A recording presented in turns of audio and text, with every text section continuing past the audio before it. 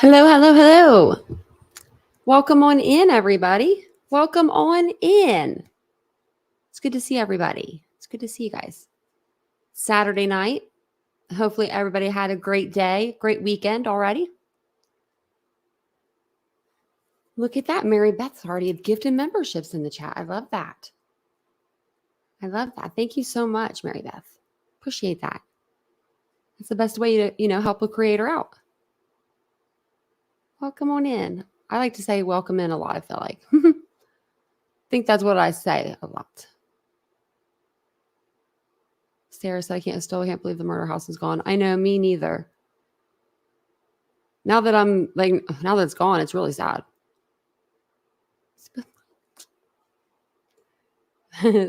First listen to Nancy Grace. Nancy Grace is the best. Oh, it's good to see everybody. Hey, Holly. Speaking of which, thank you, Holly, for the PayPal. That was very nice. Also, Deanna sent me PayPal, and that was very, very kind as well. I was very surprised. It's very much appreciated. I was like, wow, look at me. That sounds like us, Steve. We had a light dusting for about a half an hour, less than an inch. Where's the snow today? Where was that snow? I was really looking forward to some snow, but we didn't have any. And you didn't send it, was it you? It was Holly. I figured it was at Holly. I figured it was you. Well, it was a Holly. Well, thank you, Holly. Come into the chat and let me know who you are. It's always, I always feel like it's like when I get like a PayPal or something, it'll be like a random name. And I mean, I love it because I'm like, but it's cool. Like a lot of people, they don't chat. They just watch or listen. And I'm like, that's really cool. Like, to wake up to that. I was like, cool. But I thought it was you, Holly. And T. Salis just gifted 5 memberships. Thank you so much. Look at that. Everybody gets a membership. Can't wait till it's Tuesday. It's supposed to be 70 degrees. Ashley, man. Hey, Positive Vibes.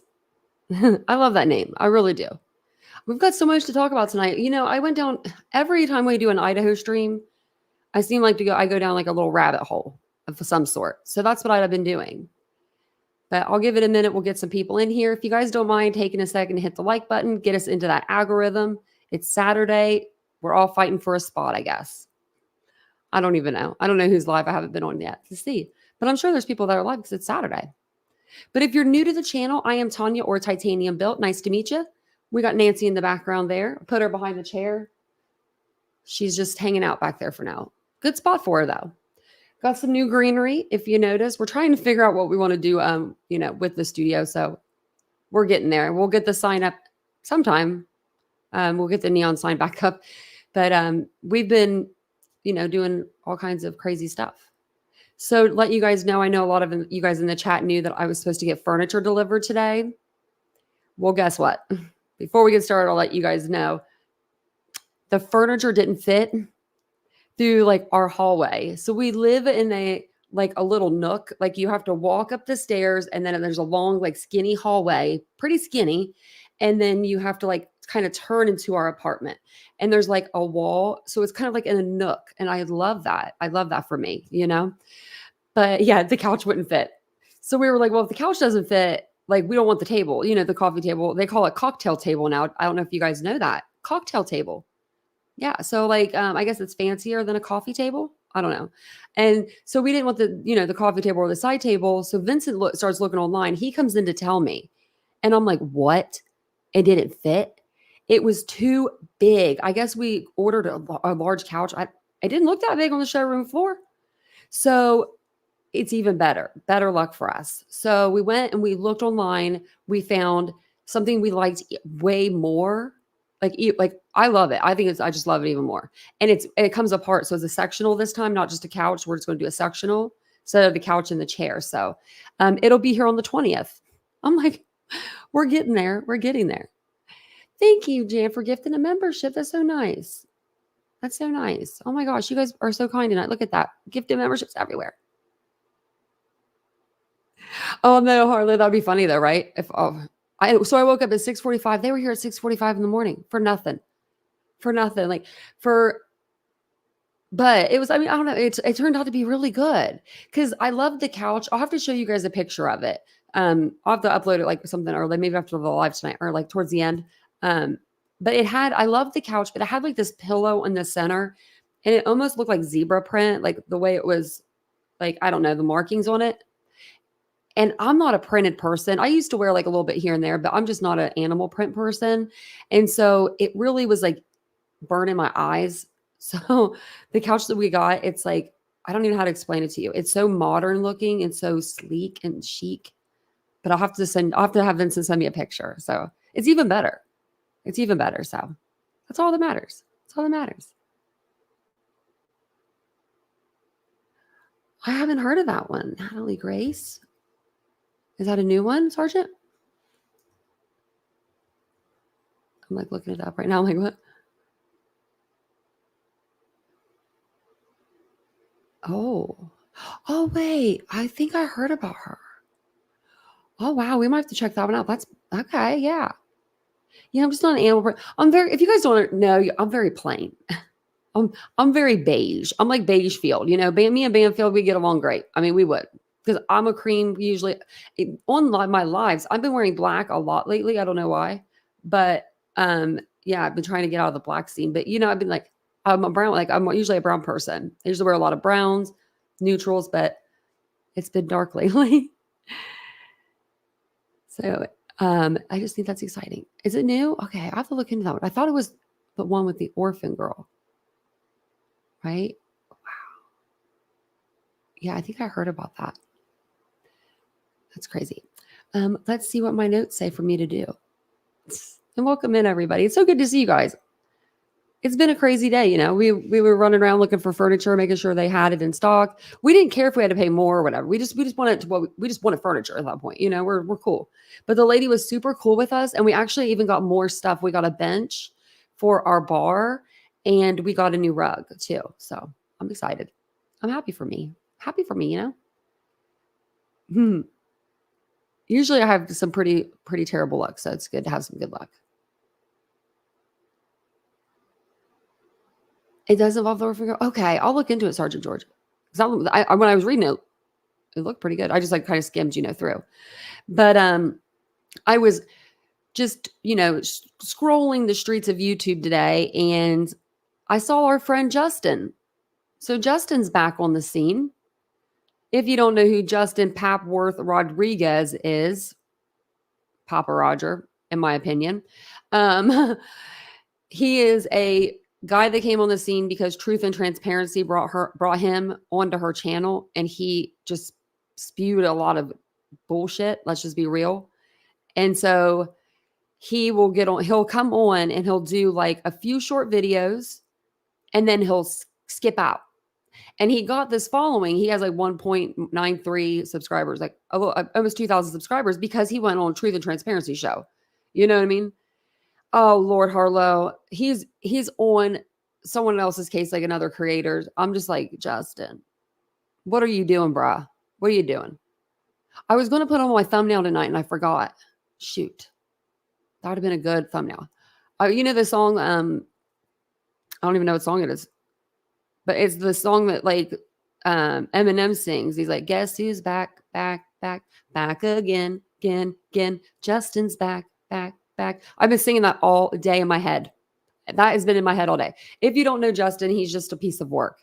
I don't know how he spews all the stuff that he does, but he'll have like a whole, like, it'll get you so confused when you're talking to him. You'll want to just like, you'll want to run. But yeah, he's back. So I'll keep an eye out. He said that, he had some stuff on his page, some receipts on his Facebook page, but I can't seem to find his Facebook page anymore. So I don't know if he deleted it. He likes to do that kind of stuff. So he's something else. But if you have any questions about the Idaho case, just throw them in the chat. We'll try to answer them for you. If we can't answer them, we'll try to find the answer for you. I do have another channel. I am going to announce that name tomorrow. I really am. I promise you. I can't wait to like do it. Jan, I'm going to get that link one of these days. Jan's my channel link girl. Man, I always forget to put it on here because I don't think this link works as good. He probably did block me. That's what I thought, Ashley. I thought maybe he blocked me. Yes. Did you see that? I saw that DM. Mm-hmm. We'll have to talk about that.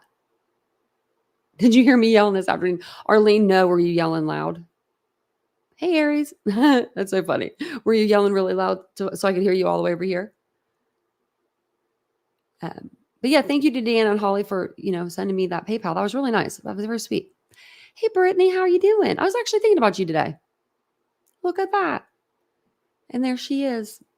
I swear, you think of someone and they really show up. They do. It's like their ears are burning. Is that what it is? Ears burning? Hey, Frenchie. Welcome in, Frenchie. Okay, so let me see what my notes tell me to do. Because, sometimes you need notes. And I need them. Brittany said, hey, where is my membership? Oh, I could put the link in the chat. I actually have that link. Tanya, I was yelling from Philly to Florida. That's so funny. What was wrong? What was wrong? Yeah, we got it like at half an inch, and then that snow went away. Aries, did you keep yours? Keep your snow? Because we didn't over here. I'm going to. So we've been doing parts of this series. So this is part 3. So I'm just scrolling down to where we need to be. But if you're new to like the Idaho 4 investigation type of lives that we've been doing, then I'll tell you a little about them. And look at that. Brittany became a member again. There she is. She's green again. Well, I don't know. Actually, yeah, you're green. That's green. And you get a little titanium arm. Can't beat that. Can't beat that. I know. I always feel like I only have memberships to 2 channels, but if I ever went into your channel or like Brooks' channel and didn't have my membership, I'd be like, what's going on? And I've never used my milestones. I need to do that. Oh my God, Arlene, I wouldn't have forgot. I would have remembered by the end of this live because I would have just remembered. It's your birthday. And you told me this last night. And I was worried about my dang furniture and it's your birthday. Did you have a good birthday other than your dummy daughter didn't text you? Why didn't she text you? You want me to go down to Florida? Arlene, I love you. Happy birthday. Oh my Lordy. I hope you had a great birthday. I really do hope you had a great birthday. I really do. What'd you do today? Hopefully you did something for yourself, Something for yourself. If not, make sure you do that this weekend. Mary Beth, there we go. Another member. You became a Titan tier 2. Thank you so much. That's our highest tier. Thank you. Thank you. I got her on text. Oh, I'll go down there if I need to, Arlene. I will. I have family in Florida. I just stay with them, Punta Gorda area. So that's funny. Happy birthday, sweetie. Oh, that's so exciting. Let me put it in the chat too. And then we'll get started with our live. Arlene, I could hang with you. I said that like last night or the other night. I literally could just hang out with you on the back porch in the summertime, have a cocktail. And then my Philadelphia accent would come out stronger than ever. Because if I'm around people for like 2 minutes that are from Philadelphia, you can hear it. It's pretty funny. And I don't mean to do it. It just comes out.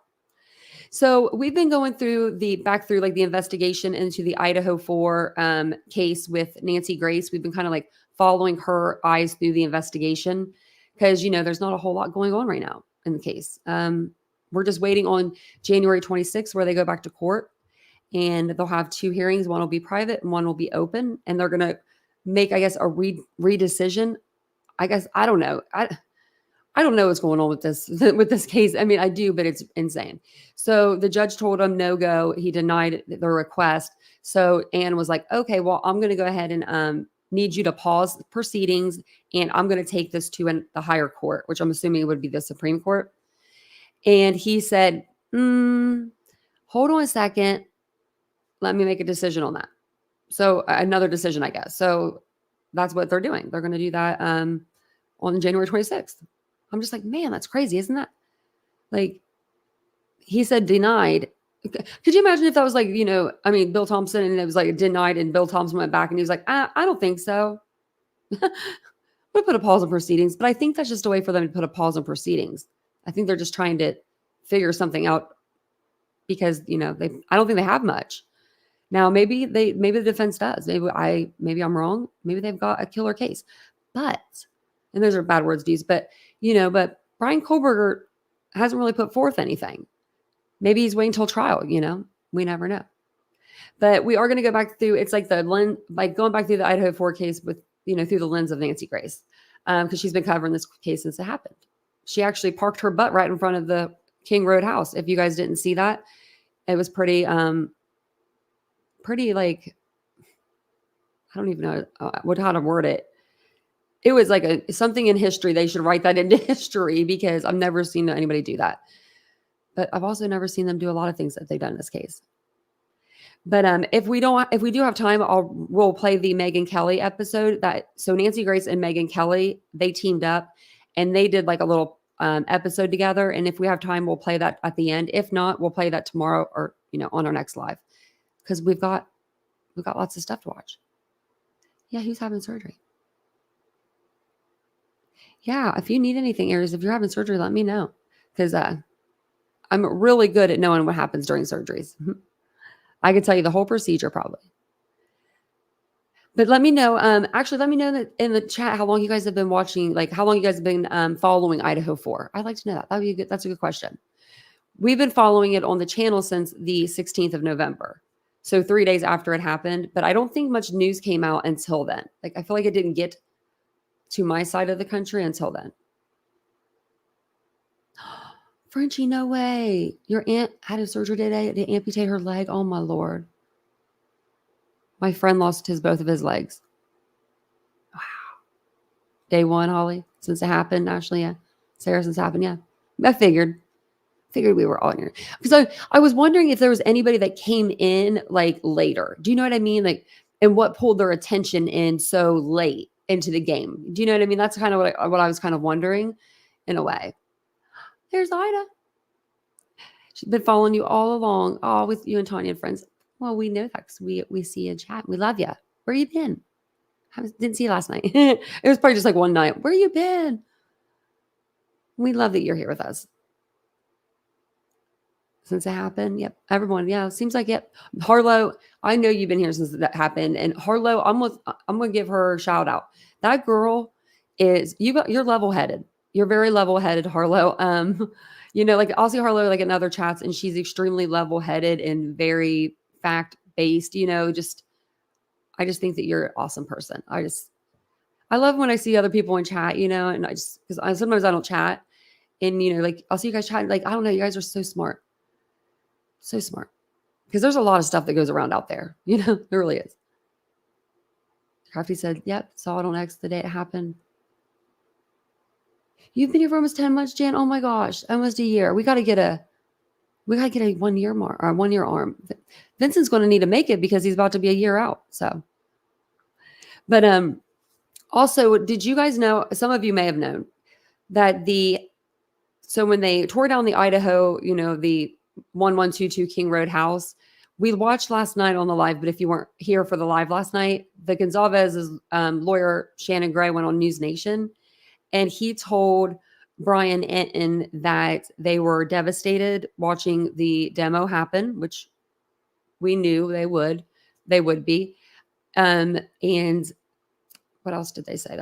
What else did they say was interesting? Oh, they said that when they were done demolishing the King Road house, they took all of that debris from that home and then they took it off site and they buried it somewhere. Like I'm still in my head about that. I wanted to look into that today and I forgot. That was the one thing I forgot to do. Because I wanted to see, and you guys let me know, like, is there any other cases where they've buried any kind of anything like this? I've never seen this. I've never heard this. It still baffles me. I may need to Google it. I did, Sarah. So they wouldn't have been able to burn it because of the asbestos. So maybe that's why they buried it. They couldn't burn it. So that's why they buried it. I think that was the comment. I saw it right before the live. Really? Okay. It's normal to bury them. It's just so weird. Hey, AR Hayes, how are you doing? How are you doing today? It's good to see you. It's normal to do it. So, okay. Yeah. It's just, to me, it's so strange. I'm not going to get that out of my head. It's just, and it's probably because it's this house. You know what I mean? If it was any other house on the block, like I wouldn't be like worried about, you know what I mean? I wouldn't be like, why are they burying it? And then they don't want people to go through it. I understand that part too. But I wonder how big is that hole? Like who dug that? Like, you know, did they? Well, I didn't know. I'm from Ohio. I didn't know that they buried it. I knew that they tore it down in the Castro. Yeah. Wow, that was a case, wasn't it? Wow. Ariel Castro. He had those girls forever, 10 years or more. Oh my God. I was at work when I heard that. If you guys don't know, K-Pix talking about the Castro house was one. Ariel Castro kidnapped 3 girls and had them for like years. Like, oh, like babies were involved. Oh my Lord. We should cover that. They buried a house. Wow. It's so crazy. I want to see where they buried it. I mean, I don't care where they like, I don't want to go there. I just want to see how they did it. Like I don't know. Maybe I could look it up online. See how they do it to another house. I'm just curious to know like how that works, you know, just like when we were talking about the Titan submersible, when it imploded, I wanted to know what imploding looked like. I should have never looked at that. I'll never go into the ocean again. Never again. Let's see here. Where were we at? Let's see. So last time on our live, we were watching Nancy Grace, and we watched the episode that came out 12/1. So it was 29 days before, you know, Brian Koberger was arrested. They talked about the residents that wasn't the target on that house. That was supposed to be groundbreaking news. It really wasn't. But they just said that it was a miscommunication and that they couldn't tell it. They couldn't say if it was the house or if it was the occupants and the residents that were the target. I mean, to me, I don't see where a house would be a target. I've never heard of that either. But it could be. I don't know. I don't see how that would play out. I would assume that it would be one of the occupants inside the house, you know? That just makes more sense to me. Makes more sense. I'm going to grab my drink really quick and my pen. Okay.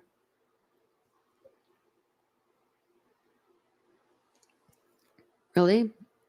Well, they were talking about actually Ted Bundy on the episode.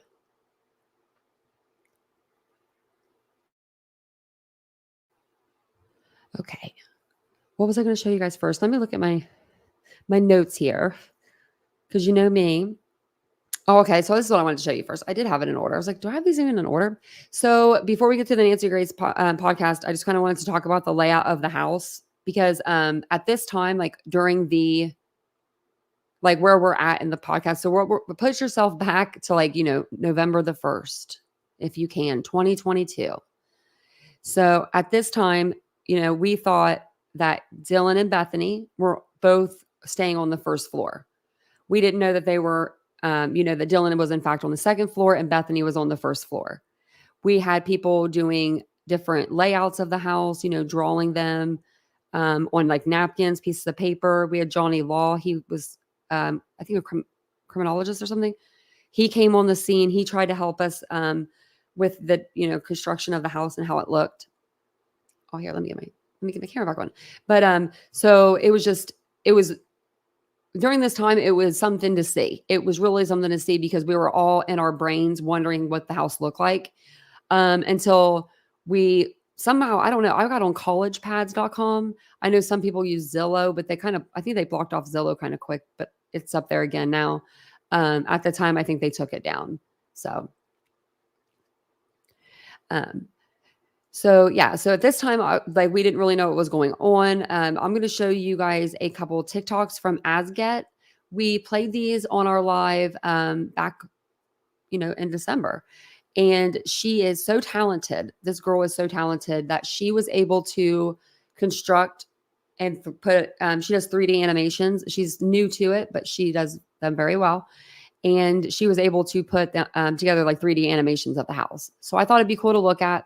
And, you know, just because right now they've been talking about the 3D animations, you know, and how they're going to come into play. So this could give you like a little bit of an idea. Maybe she is just a student doing this. I think she does it with her father. I'm going to drop her link in the chat. She's very, very, very talented. And she doesn't get enough credit, I feel like. So let me put her in the chat before I forget. And she's done the Murdoff one too. So she's done the Murdoff. We played that also where like they're at the kennels and it's so, so good. Yeah, you have to check that out. And she also has a, let me put her name in the chat. She has a channel and it's just under Asget on YouTube. Just put it like that. But she does, I don't think she does YouTube that much. So this one here will be the first animation that she did. And this is going to be on November the 30th. I wanted to play these for you guys, like kind of as we're going through the Nancy Grace, episodes as well. So I don't do very many TikTok videos, and I know everyone's been talking about the Idaho University crime. And so I was really interested to find out how the layout plan of the house was. And so I went ahead and made this little mock-up on my computer and hope you guys like it. Here you can see the front of the house, and we're going to go ahead and circle around to the back.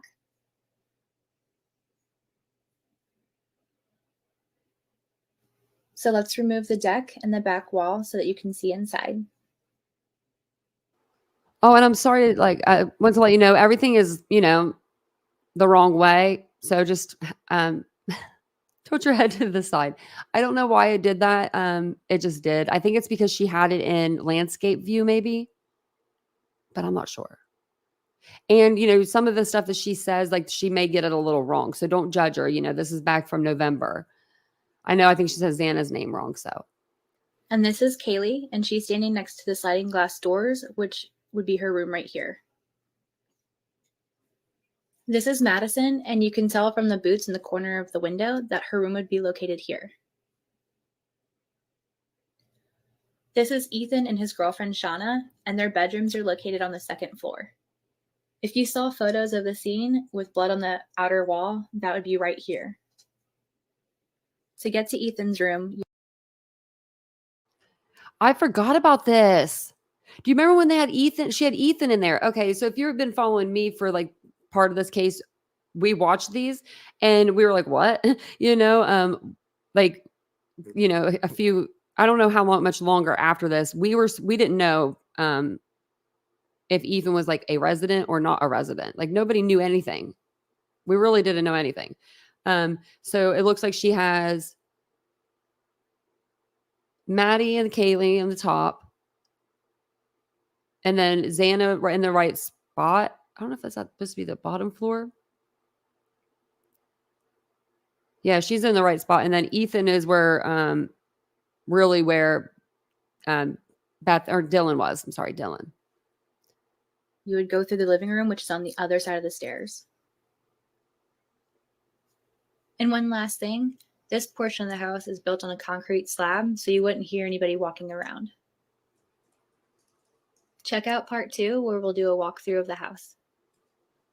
Hi there. So I don't... The same one, right? Yeah. Well, I guess we just figured out what would happen if you leave your TikTok up. It looks like it'll just play the same TikTok over and over again. Now, I wonder if that's the same on your phone. Let me see.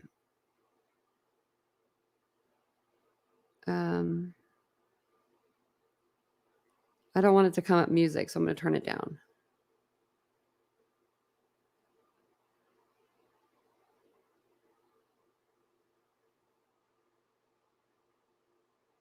I'm just trying to see if will it like just go like, like repeatedly the same one? Because this one did.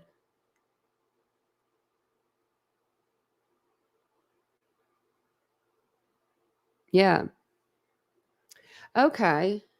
Until your lock screen comes on. Okay. Thanks, Ashley. I was just wondering because of Xana, I think you guys all assumed why I was doing that. I was like, wait a minute, because maybe they know exactly what TikTok she was, Yeah,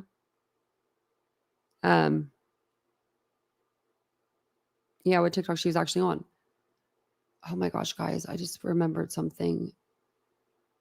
It's my niece's birthday today. Oh man. She's 15. Oh my gosh. Oh my gosh. Where's the time go? I just saw it on there on TikTok. I was like, wow. So I want to show you this next one. Well, I want to show you the next one. So part 2 is like, to this side again. I'm so sorry. But this one, I think that she's going to show you like the inside of the home. Now, like I said, this was so long ago, we didn't know anything about the inside. So when we saw these videos she was making, like, we were here for it because we didn't know anything. So it gave us a little bit of it, a view. And thank you guys all for being here tonight. I think this one doesn't have any noise to it. And if you guys appreciate the coverage, don't forget to hit the like button. And don't forget to turn your head to the side. Sorry about that. Right here it says, Ace said, "You're the first person to help me understand what the layout of the house actually looks like. Great job." That was 12 of 22. And then how did he know the layout of the house? 1-8. Yeah. Just seeing what they were saying. Everyone's asking what kind of software she uses.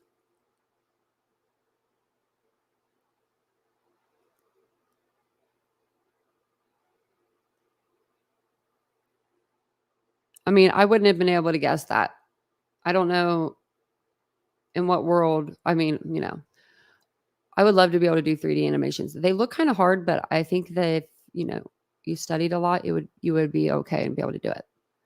Let me see when she posted this one. So this one was posted 12/1. So that would have been like when we watched our last episode with Miss Nancy Grace.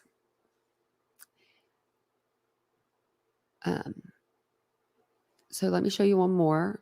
And then I wanted to talk to you guys about something that Steve said. And then we'll get into Nancy. This is a 3D walk. So this is going to be 12/3, and Nancy Grace's video, her new episode that we're going to watch is 12/6. So Walkthrough of the Moscow, Idaho University students' apartments.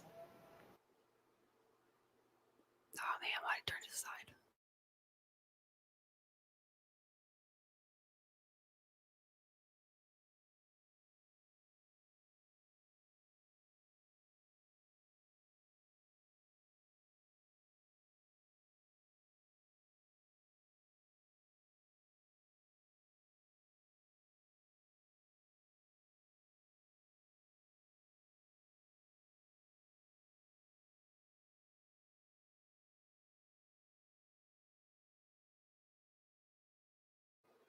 Do you remember when we watched Gray Hughes's video on that? Like he did that animation video, and he had Murphy the dog in there, and it was spooked us. It scared us all. Mary Beth, can I go with you? She just booked a cruise to the Bahamas August 1st through the 5th. Don't get in the water, whatever you do. I heard there was a shark attack. I think that was the Bahamas. It might have been Jamaica. I don't know. But it was one of those tropical, beautiful places. Just be careful. But I bet it's beautiful. Oh my gosh, you're going to have so much fun. Okay, now let me see when this one was dated. I didn't go to this. This is 12/5. So we'll go ahead and play this one as well. It's only a minute long, and then try to get us kind of caught up to 12/6. This is a 3D walkthrough of the first floor of She's the just Idaho over University here. I think she's kind of just like correcting herself and stuff through these videos. students' apartment. Starting in the living room and then going down the stairs. It says going downstairs.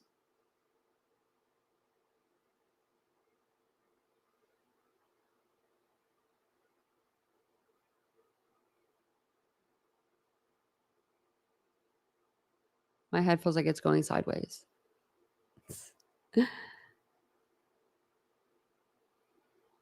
Hubby just told me to turn my iPad ALR. That's so funny. Hey, Crystal, welcome in. Welcome in, everybody. Hey, Bucks. I don't think it'll let me, will it?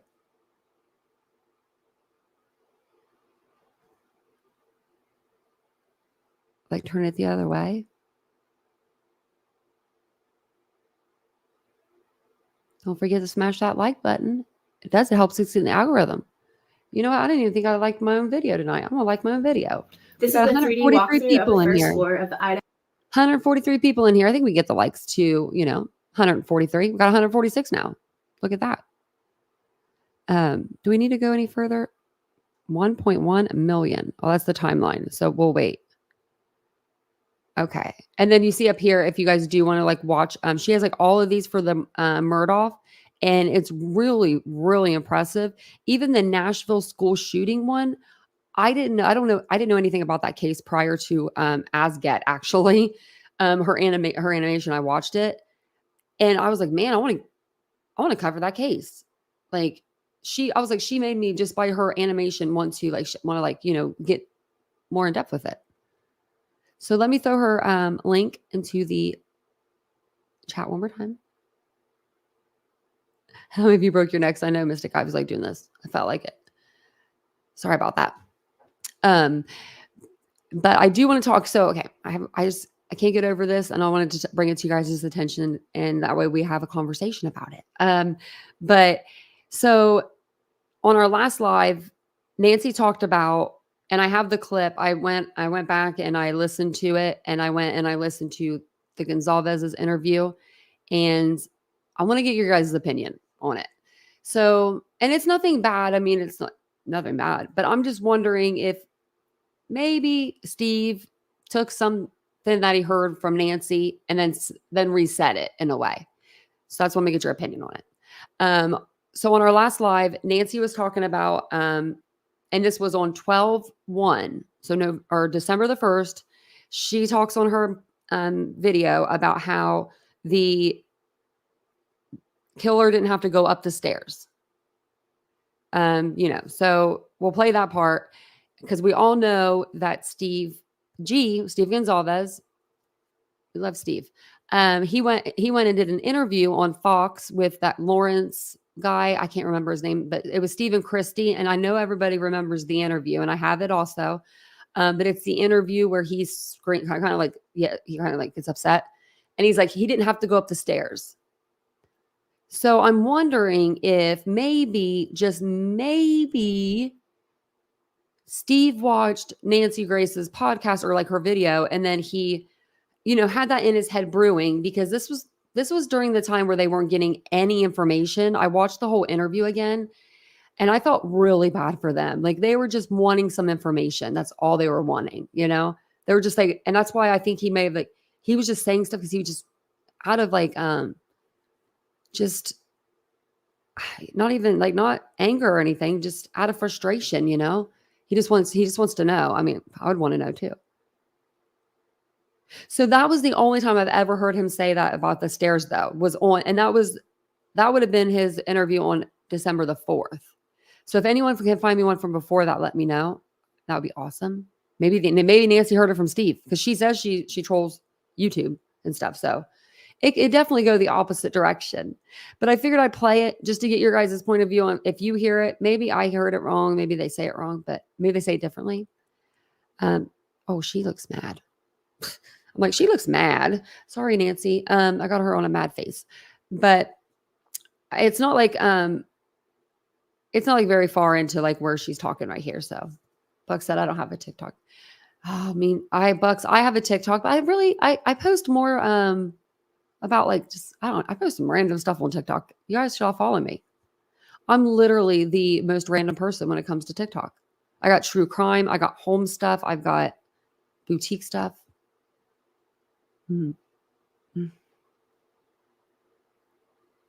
That's, I'm gonna send Tanya my bill for the chiropractor. I know I need to go to chiropractor too, Ashley. Speaking my language.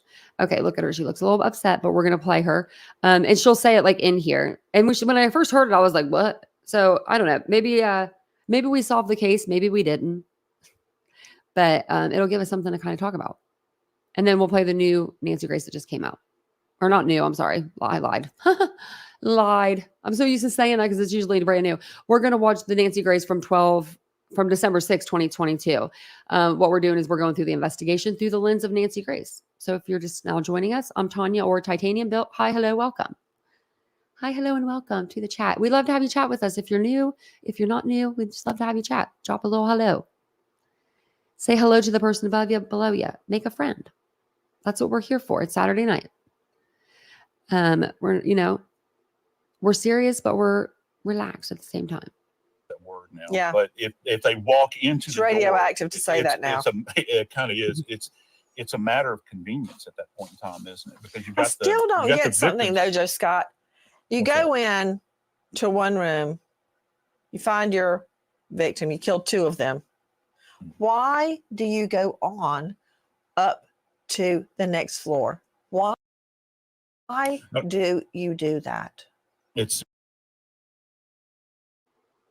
So to me, if I heard that as a parent, because they say on here too, like, news is twisted stuff and everything. But I mean, as a parent, I would be like, wait, yeah, like they wouldn't have to go up the stairs. Why did he go up the stairs? Why did they go up the stairs? And then my mind would just start brewing. That's just me. And I mean, I'm just saying this because I know that they watched a lot of like episodes of, or they watched a lot of stuff on, the internet. Nothing wrong with it. But, and it's a valid question. Why did he go up the stairs? I mean, that's pretty valid. And we think we all know the answer to that because his target was up there. The only other reason I would think that he would do that, and this really wouldn't make any sense, was if he wanted to unalive everybody in the house and he was starting from the 3rd floor, making his way to the 1st floor. But to me, I feel like your brain would tell you more to go to the 1st floor and work your way up to the 3rd floor. But that's just me. So when she saw him, he was coming from like the living room area towards her door, but he was going, but she said she thinks that he like went towards the slider.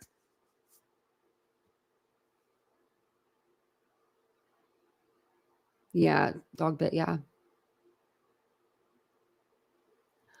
I don't know. I don't think I have, Steve. Like from Xana's room, Doodlebug. Yeah. Yeah. That's what we think. I think he was maybe going back up to retrieve the knife sheath. Like he was really going up towards the stairs and not the kitchen. This is just me.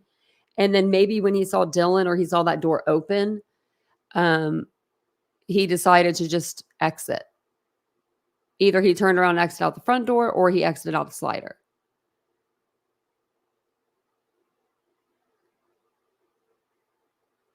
Elizabeth said it's just some random theory. I think it was on some guy from England who thinks the roommates did most of the time because no one sleeps that late.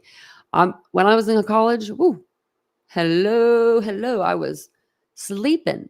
I could sleep all day. You know what I mean? You partied all day the day before, but I mean, maybe they weren't asleep. Maybe they woke up. Maybe they're just sitting in the room. I don't know.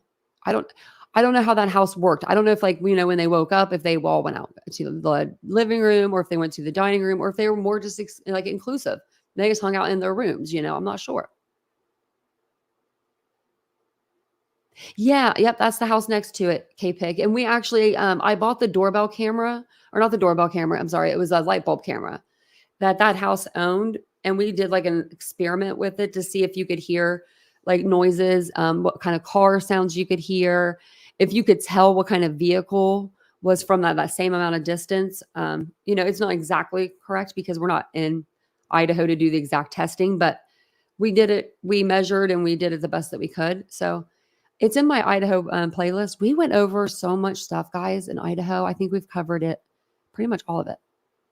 But yeah, so Nancy says it here. I think this one, yeah. So we'll listen to Nancy say it, and then we'll flip over to Steve. We think 2 victims in another bed. That tells me something. Yeah, it does. It tells you that they're not spread out over a large area. He wasn't sneaking door to door like in a horror movie. No. And if the perpetrator was targeting anybody, I hate to use that word now, but if they walk into the door, it's radioactive to say that now. It kind of is. It's a matter of convenience at that point in time, isn't it? Because I still don't get something though, Joe Scott.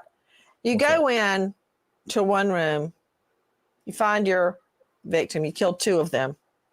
Why do you go on up to the next floor? Why do you do that? It seems risky to me. I was just actually talking about this with my wife over coffee this morning. Because you're talking about the 2 victims downstairs that were not touched. Did this individual think that they were pushing the boundaries at that point in time, decided to get out? Because I think whoever did this had familiarity with the location. And so why would you go up a staircase and eradicate heard a dog barking? Why? Jump in, Bethany. Why are we assuming he went up the staircase? Perhaps he was hiding at the upper floor of the house. Yeah, Good Dale point. Carson brought that up Perhaps earlier. this was Good a point. part of Yep. his creepy killing fantasy. Well, we all know now he wouldn't have time, to hide. Where would you really hide? I guess you could hide anywhere. I mean, I don't know. I think that'd be weird to hide. I think I would be more scared if I was hiding than if I just walked in. I don't know. That's just me.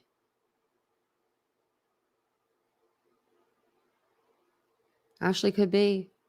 I still think that Maddie or Kaylee was in her own bed. The way we saw that picture with the blanket like turned down, it looks like somebody got up out of the bed. And they didn't make it. They didn't like pull the blanket back. I wonder if I could find that picture. I had it like handy forever ago. Probably not. But I'll look for it. Here, I'll look for it while we're maybe while we're watching the Nancy Grace. Because I had like the perfect picture of it and I saved it, I thought, but you know how that goes. It's probably just easier to look it up again. But I will find it.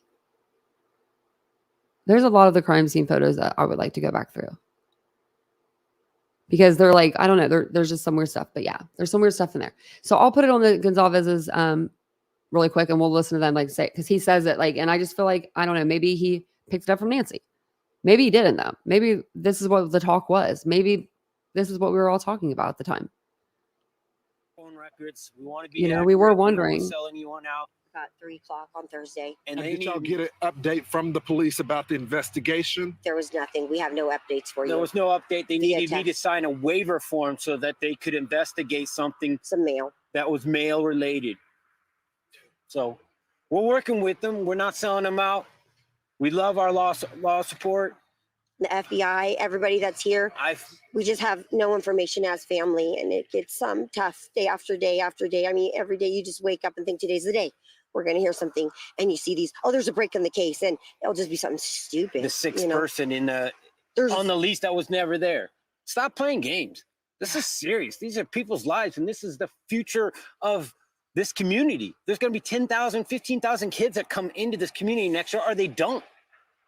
So be serious. I had the opportunity to speak to some of my sources, and I've been told that there were differences in the way that the victims were killed. Some were more severe than the other. And this week we heard the target attack walk back and then reverse it back to it being a target attack. What can you tell us about the targeted attack? They have told us that it was targeted, but they told us they can't tell who. We asked specifically, and they said, we'll try to get that information to you. And they got back to us a day or so later, and they said, we're sorry, we can't give you that information. But then a day later, we saw in the news that it was not targeted, or they think the whole house was targeted. But I'll cut to the chase. Yeah. Their means of death don't match. Maddie's They don't. and Kaylee's cause of death, it does not match based on the autopsy report. They don't match. yeah. Would indicate that one of them. He doesn't have to may go have up been the the target. steps. Let's stop playing games, guys. I need somebody to step up and be an alpha. Be somebody to be a leader. Don't make me do it. I don't want to do it. So yeah, that's where he says, I don't know. Man, I just feel like maybe there was just like, they just wanted to know. I mean, that's a good question. I think maybe he did watch that episode with Nancy, or he heard it somewhere else, or he thought about it maybe one night when he was in his bedroom, before bed. People think about things like that before they go to sleep at night, when they're in their thoughts and feelings. But yeah, so he wanted, this was when they wanted more information. They just wanted to know what was going on. Like, as a person that doesn't have kids, I don't have any children. If I did, I couldn't imagine not knowing, like having information. I don't know. I seriously don't know why they don't just, give them some information, like the families, and just gag them completely, just zippity zip. No lawyer can talk nothing, So Well, Cheryl, that sounds like a nice little phone call. And Otto, I'm sorry that you just had to go to a funeral. Or is it Otto that said that? I had to go to a funeral? Yeah. Oh. So we will go ahead and play crime stories. They're going to go over tonight. This is December the 6th, 2022. And they're going to go over if Kaylee was the target. I will put that in the poll. I'll put the poll up for that actually really quick. I'll do it while we're watching this. If you guys don't mind, just taking a second, hit the like button. This episode is on Fox Nation. So some of them she does on YouTube. Some of them she did on Fox Nation. I don't think she works for Fox Nation anymore. I think she switched over to ID channel. I don't know. She's everywhere. But we got the old ones to watch. So, and they're really good. So, and I'm watching them along with you guys again. So thank you guys all for being here. I appreciate it. Oh, and let me know if you guys hear anything. You want me to pause it? That sounds like, whoa.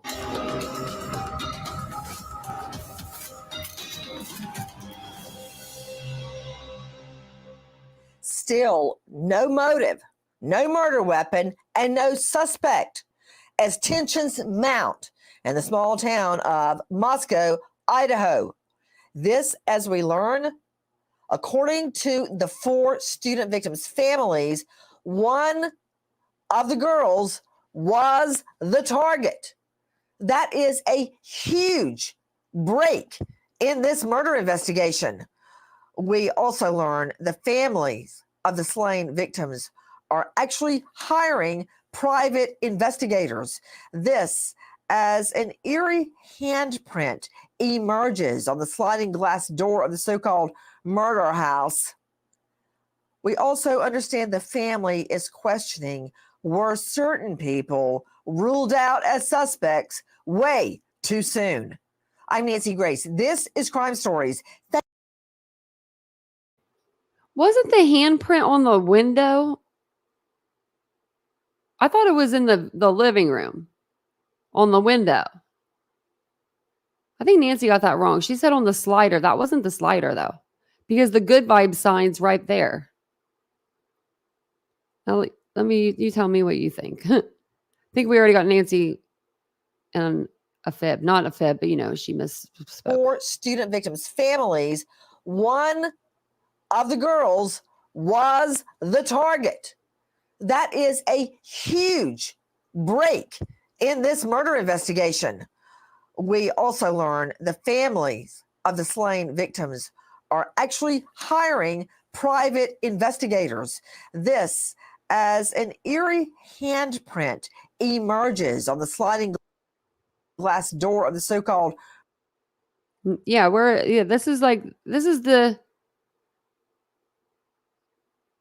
is the handprint. Like, this handprint would have been on the front window, wouldn't it?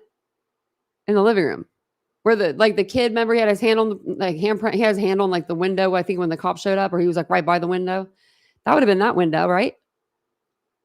Or am I losing it? Am I losing murder it, or Nancy? house. We also understand the family is questioning, were certain people ruled out as suspects way too that song's soon? going to be in my head. I'm Nancy now. Grace. This is Crime Stories. Thank you for being with us here at Fox Nation and Sirius XM 111. In my mind, evaluating this case, the possibility that, as we pointed out on day one of the girls specifically was targeted. If that's true, that is a watershed moment in this case. First of all, take a listen to this. Your daughter and Maddie had different means or manner of attack, and that suggests one of them was targeted. Can you share with us, do you know, and you can't share either way, which one was targeted? I can't. I asked for permission to do just that, and they said no. I probably disclosed information that they wish I wouldn't have said, but the story's going cold. There's less people coming to Moscow. I'm not going to go sleep. This story was not getting cold. This story was so hot, it was on fire.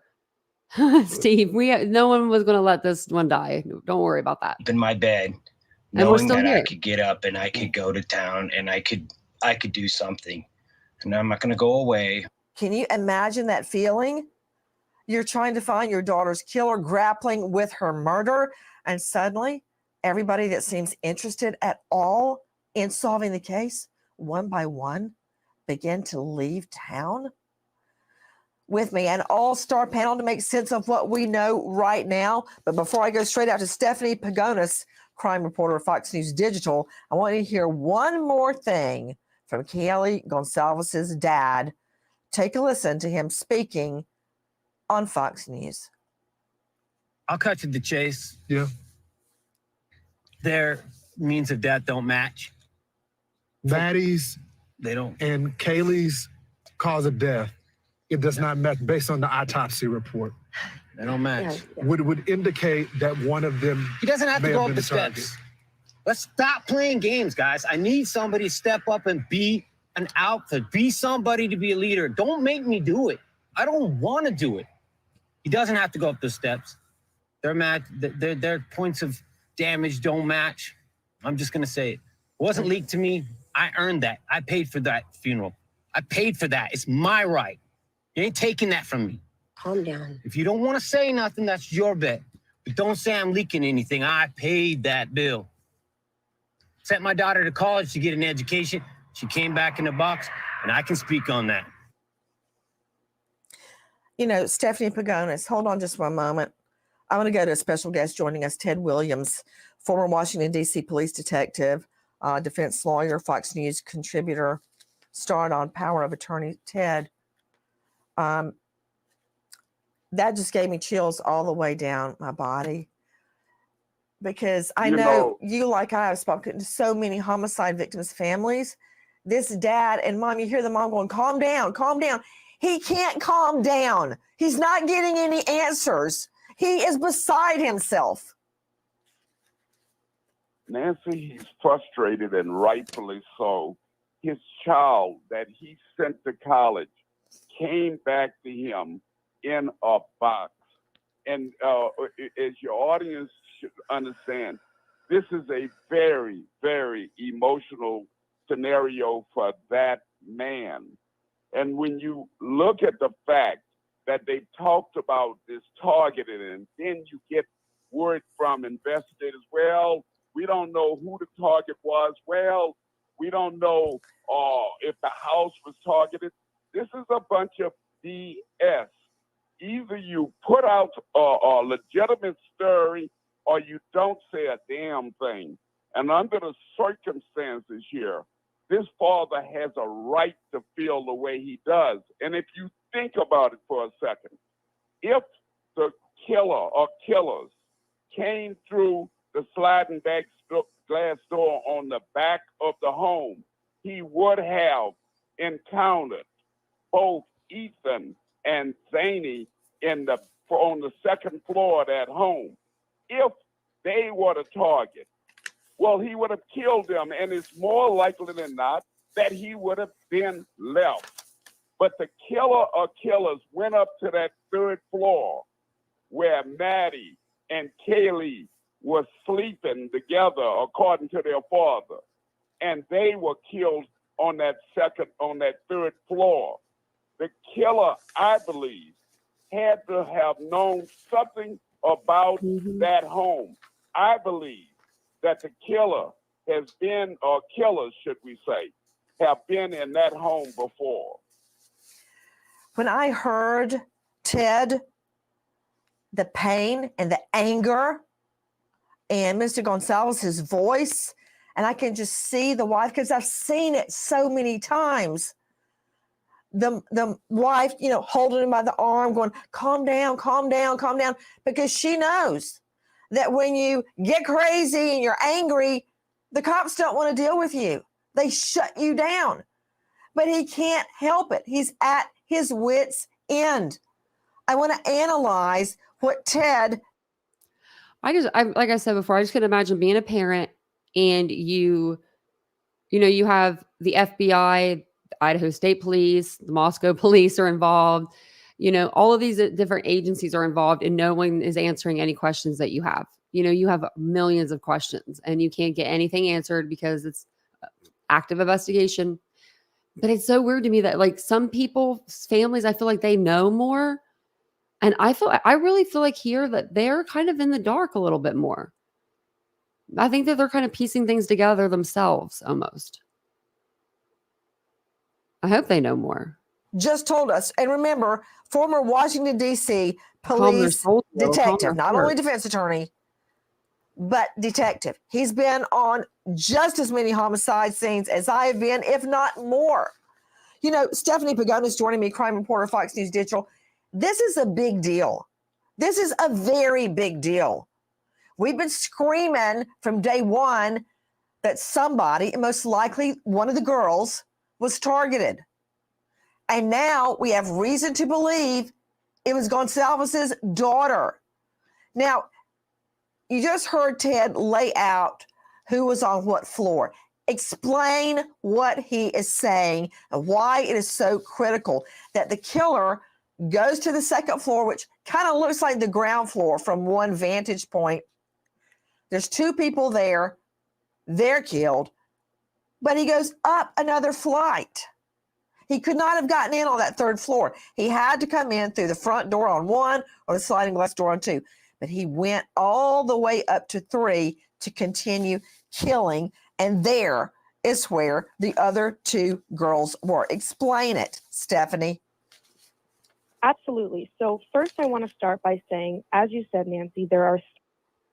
And then just remember, this is, from, December the 6th. So we're still thinking that the two survivors are on the first floor, Bethany and Dylan. 3 stories in this building. On the top floor, the third floor, Kaylee and Maddie were sleeping in the same bed. On the second floor, Xana and Ethan were sleeping. Mm-hmm. And on the bottom floor, there were 2 other roommates who survived these attacks and were not harmed. Now, as the father said, if this suspect did go through the middle floor, he would have had to have gone up the steps because there is no point of entry on the third floor. Mm-hmm. So as Ted just explained, if the killer had chosen, assuming the killer did go through the second floor, he or she could have, attacked Xana and Ethan and then left. But instead, the killer went upstairs to the third floor, again, where there is no point of entry. So that's why Mr. Gonsalves seems to be explaining that he thinks this was a deliberate move, not just something where a killer just went through the home and attacked anything he or she saw. Let's hear it from Steve Gonsalves one more time. This is our cut 102. Again, Steve is speaking with our friends at Fox. There's a couple things that tell me with common sense, but I'm not a professional, so I want to specify that. But they've said the entry point was the slider or the window. It was in the middle floor. So to me, he doesn't have to go upstairs. His entry and exit are available without having to go upstairs or downstairs. Looks like he probably may have not gone downstairs. We don't know that for sure. So it looks like he did 2 interviews on December 4th because I still have it up. This one is from December. Let me go back. Go back. That'll let me go back. Okay. Oops. Go forward. This one is from December the 4th, I believe, as well. Yeah. So this one's December 4th as well. Now, I don't know if these were recorded on the same day, but they definitely came out on the same day. I don't think the knife would break Mystic Firefly because it's such a strong knife. It's meant for killing. That's what it's meant to do. You would have to use so much force. That would be, I don't think so. But if you could chip it, maybe. I mean, I don't know, but they're used for the combat. That's what they're made for, the United States Marine Corps. So I don't know. Yeah, very hard to break. But yeah, he obviously went upstairs. So I'm using logic that he chose to go up there when he didn't have to. Another thing, were the injuries significantly different on those 2 girls? And I'm talking about Maddie and Kelly. Since the killer made such a point to go up to the third floor, were their injuries more severe? Were they posed in any way? Were they, and when I say posing, I don't mean anything extravagant. I mean, were their faces covered up with a pillow? Were they unclothed? Were they moved in any way? that would also differentiate them from the other victims. Take a listen to. Sorry, I'm just going to pause Nancy for a minute. And I'm going to show you guys this that I made forever ago. I don't know when I made this, but I made this in the beginning of the beginning of this case. So everyone's injuries were different. Like when they were put into the PCA, everything was like their injuries were just listed different. So for Ethan, it was in the PCA, it was listed as sharp force injuries. For Xana, injuries caused by an edged weapon.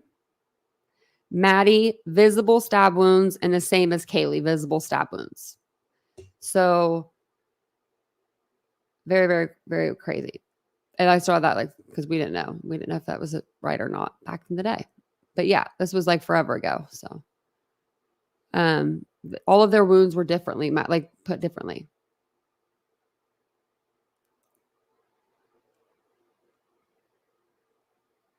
Oh, I don't know. No, I don't think there was a machete involved. I think it was just the knife, just the K-bar.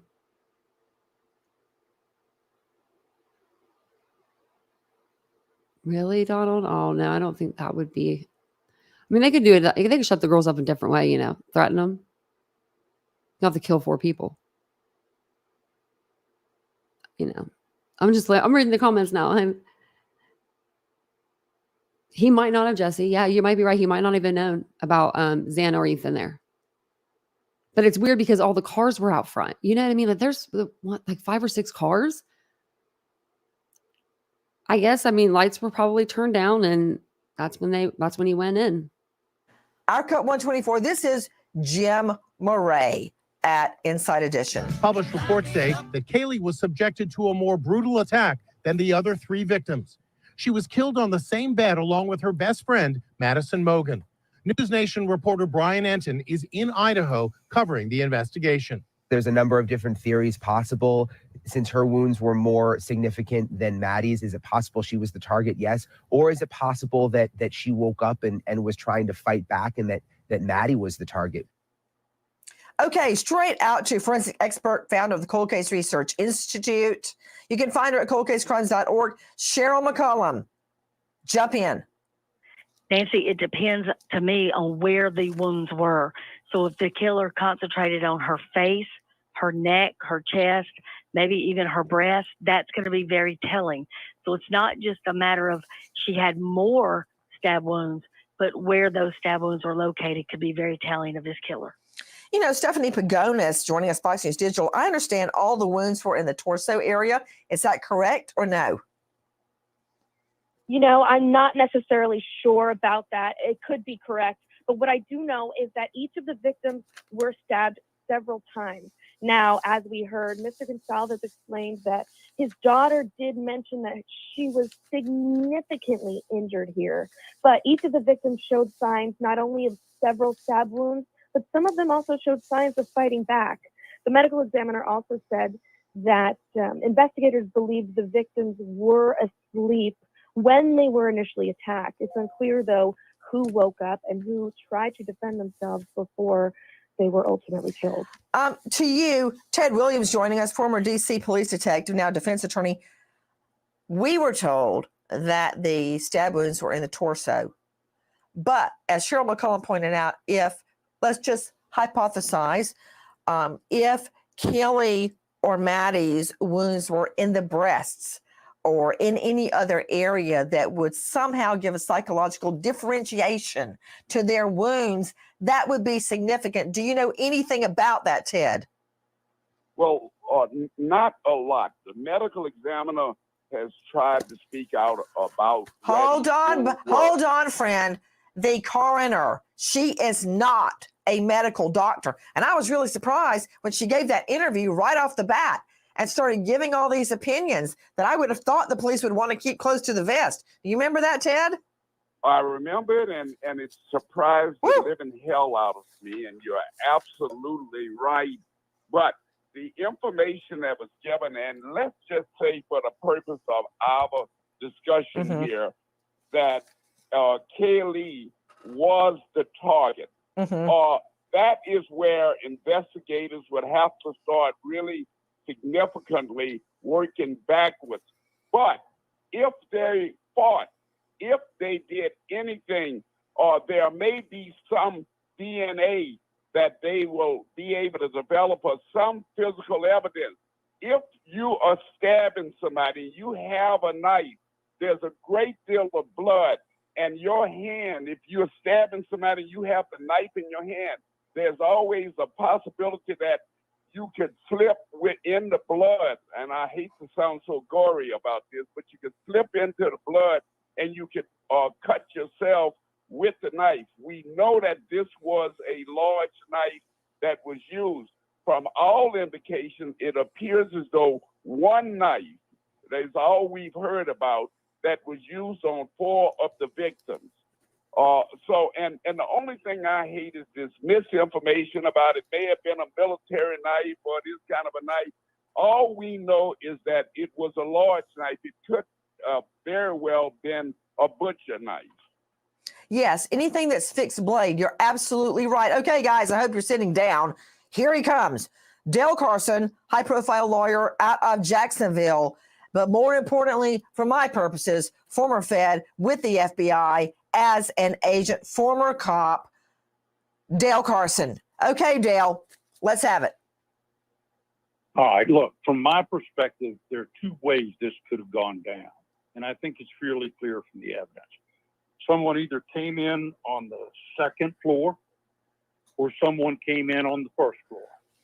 If the timings are not right and the police are not letting go with the information about why they know, how they know, when people returned home. Now, the people on the 1st floor returned at about 1 a.m. So did they hear people go up the steps to the 2nd floor?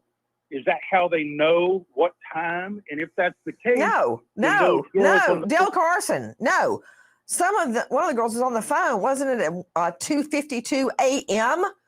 So we know the murders were after 2:52 a.m. And I can guarantee you, that's a technical legal word, that if they had heard somebody creeping up and down the stairs, they would have done something. They were asleep in their beds when they were attacked. They didn't hear a thing.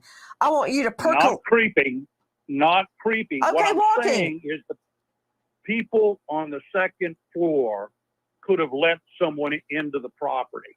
And that person could have been in there waiting for the other people to come to the top floor. Okay, well, there's a unique theory that they let the killer in. Guys, we are talking about the possibility that one of these girls was the victim. And according to reports, Kelly Gonsalves had injuries that were different from the other injuries, maybe simply more brutal. Stephanie Pagonis, are you getting any sense of how her injuries were different? You know, nothing official, nothing from police. And in fact, even the family now has been, police have even mentioned that that they are not even communicating with the family in the sense that the family is getting information. Yeah, we know about all the family's frustration, and I don't blame them. The family is now convinced they're doing the right thing by hiring a private investigator. Take a listen to our Cut 118, Steve and Christy Gonsalves. Somebody isn't communicating. There's nothing being released.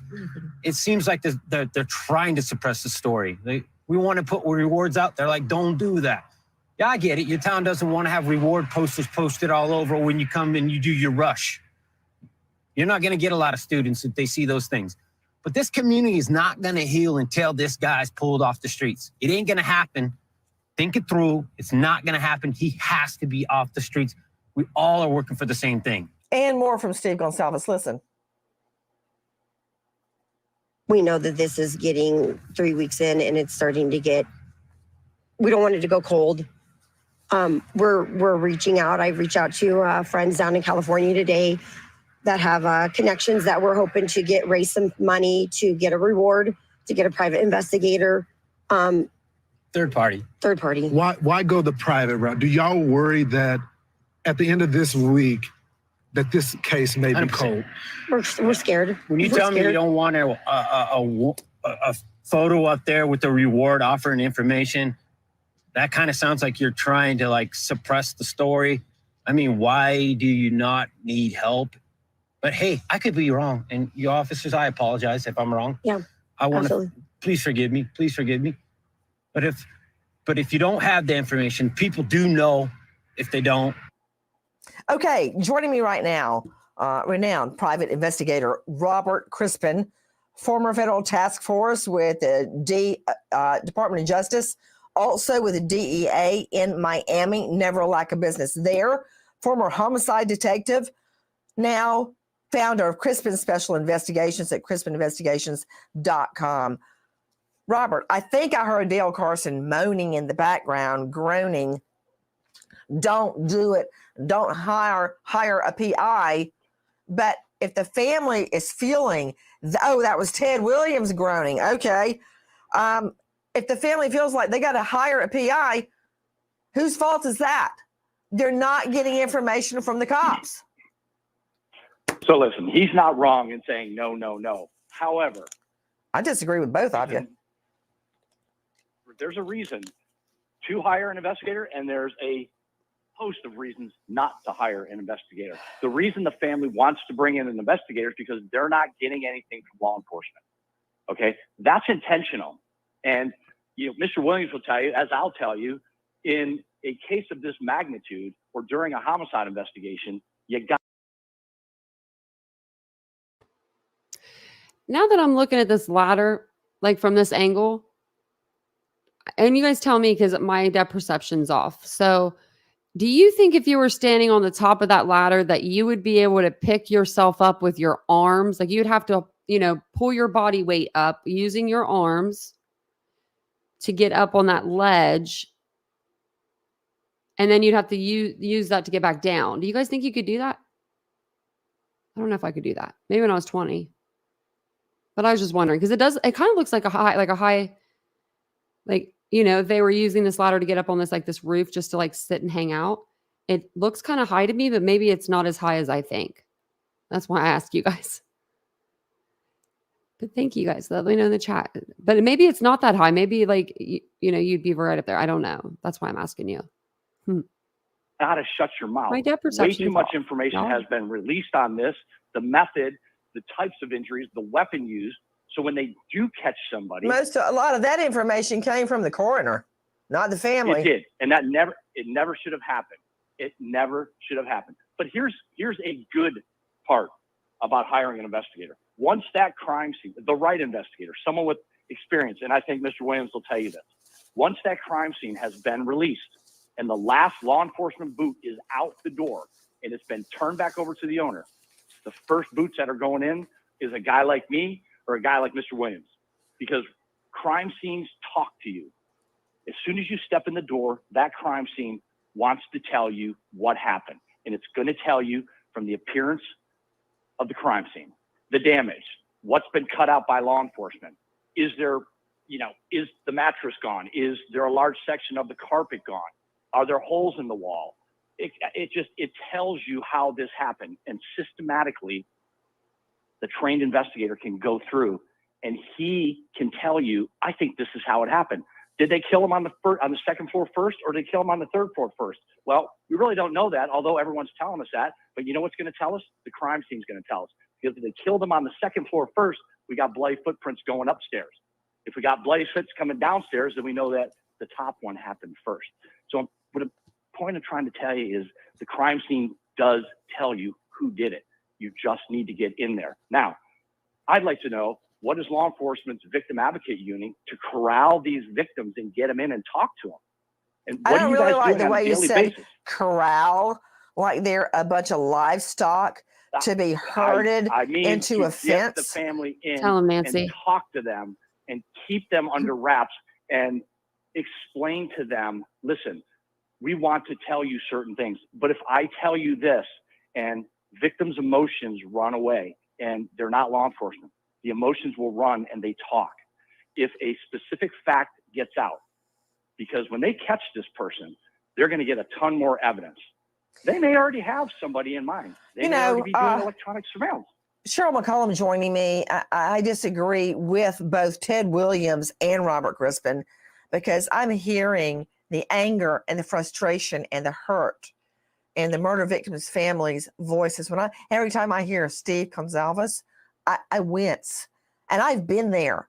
I've been the murder victims' family. And when you don't know what's going on, it's terrible. And you were with me, Cheryl. The first thing I would do is find the victim's family. Find them at their home, in their backyard, at their office. I'd wait at their car till they came out. Get them, explain to them what's happening. You don't have to give away all of your evidence. But when they have questions, you need to fill them as best as you can.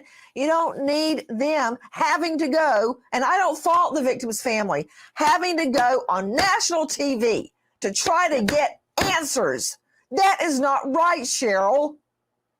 There is no excuse in not Tell communicating. Nancy. They should She's talk counting I to love these her. families every single day. That should be the first thing they do when they get to their desk.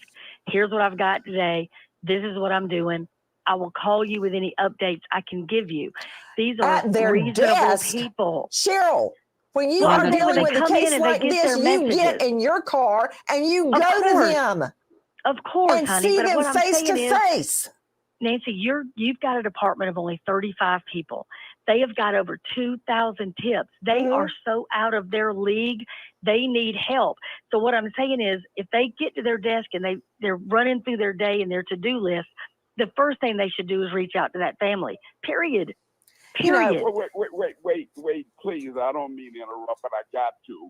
Look, Robert is right. There is a difference between law enforcement establishing a rapport with a family and keeping that rapport and the protection of an investigation. Law enforcement do not, under any circumstance, have to tell a family everything that's going on or most of what's going on. Nancy, let me jump in. Keep the family informed. I don't have a problem with that. But Robert is right. You bring in a private investigator. But why later can't both if of wanna you keep be eyes on right? the- Why can't we all agree that this family has been unattended?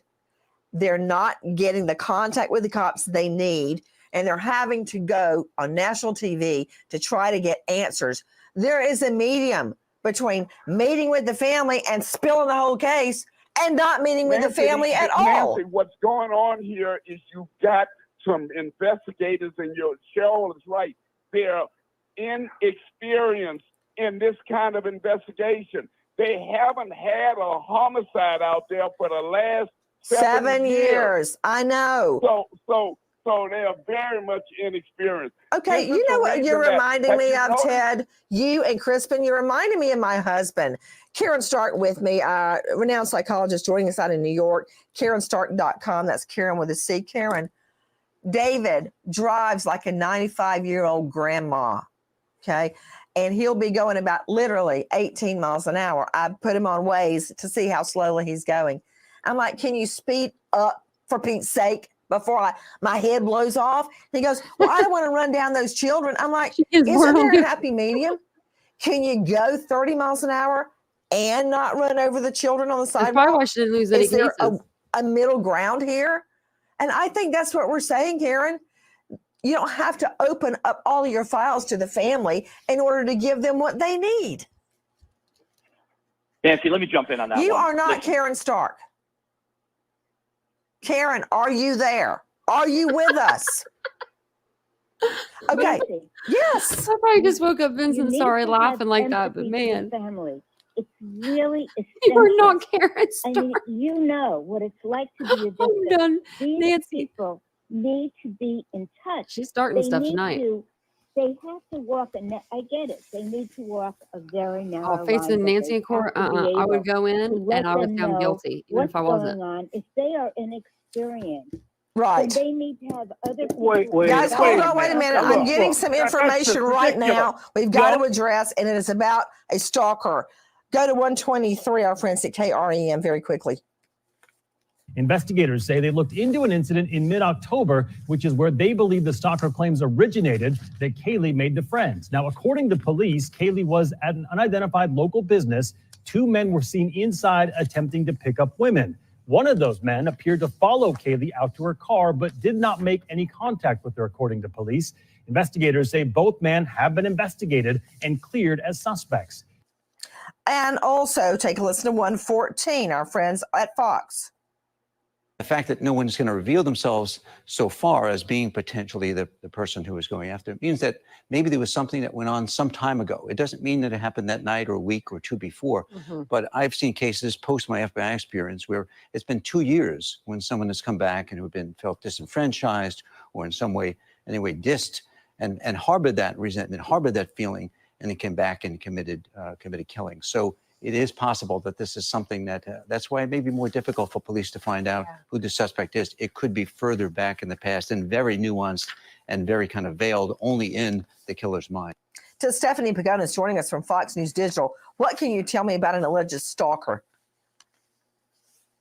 Well, so interestingly enough, this is something that Kaylee supposedly even mentioned to her own father, that she felt as though she might have had a stalker, or she made some sort of comments about her feelings that she might have had one. Now, this is something that police have questioned many people about, they say, and up until just yesterday, they had not disclosed any additional details. Just yesterday, police said they think they might have learned what Kaylee was possibly referring to. Okay, what was it? Police said in mid-October, 2 men were seen inside a local business in Moscow. Apparently, one of the men appeared to be following Kaylee inside the business, and after she left that business, the male then stopped following her, and he didn't appear to make any contact with her. But police said that when they did speak to both men, they learned that they were trying to meet women at the business. Police said they were able to corroborate this, and they have not found any evidence to suggest that either of the men was involved in these murders so far. Okay, question. Do we know what business it was? I have heard that it was a local grocery store, but unfortunately, I don't have more beyond that at this moment. Okay, how does that factor in, Ted Williams? Well, it's another lead that you have to follow up on, and you have to rule out. It's interesting about this stalking. I've always believed that it is not part of this investigation, but it's lead. Every lead has to be followed up on. And this is just another lead that was followed up on, the stalking lead, and it appears to be going nowhere.